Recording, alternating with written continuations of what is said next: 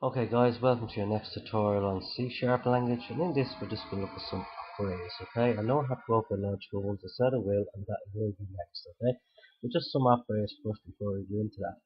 Here I've given two integers, there's the two variables, no, number 1, number 2, right? These are what I want to achieve. I want to do add, multiply, subtract, modulus, and divide. Okay, now I'm going to show you what modulus is in a minute. Now to enter these numbers, we enter here, but we need to convert them into integers because everything that will be entered is a string until we use the 2 in 32 convert, right? Now, the first one add is num1, number 2. Subtract, num1 minus num2. Modulus is what's the remainder.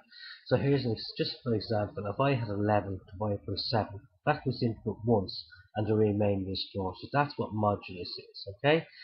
Down there we have multiply, divide, right? And then we're outputting these here, okay? So if I start this, it will ask me when it does build here to enter my first number, and that will then convert it to a string, from a string to an integer for me.